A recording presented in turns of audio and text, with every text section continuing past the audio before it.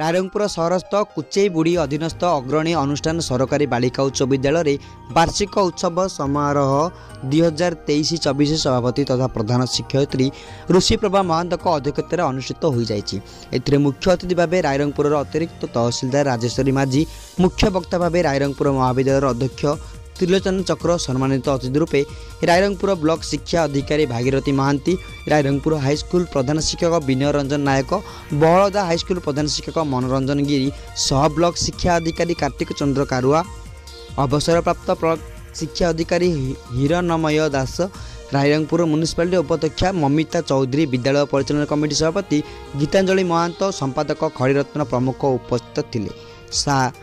सभा प्रारंभ में अतिथिगण को पुष्पगुच्छ दे स्वागत कर विद्यालय छात्र छात्री मान द्वारा स्वागत संगीत गान कराइला। अतिथिगण प्रभु श्री जगन्नाथ फोटो चित्र प्रदीप प्रज्वलन करते।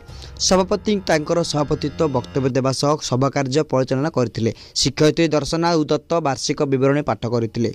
मुख्य अतिथि छात्र मानक शिक्षा उपरे उपयुक्त दिग्दर्शन देते बेले मुख्य वक्ता समयानुवर्तित धैर्य और शिष्टाचार संपर्क में सारगर्भक वक्तव्य रखिते। अन्य अतिथिगण से सुचित वक्तव्य प्रदान करते। यापर पुरस्कार वितरण पर्व में गत वर्ष विभिन्न क्षेत्र में कृतित्व अर्जन कर कृति प्रतियोगी मानक मानपत्र और फलक दे अतिथिगण पुरस्कृत करते। परिशेष में शिक्षयित्री रश्मिता कबाट धन्यवाद अर्पण करते। भव्य कार्यक्रम में विद्यालय समस्त शिक्षक शिक्षयित्री सहयोग करते। यापर रंगारंग सांस्कृतिक कार्यक्रम अनुष्ठित होता।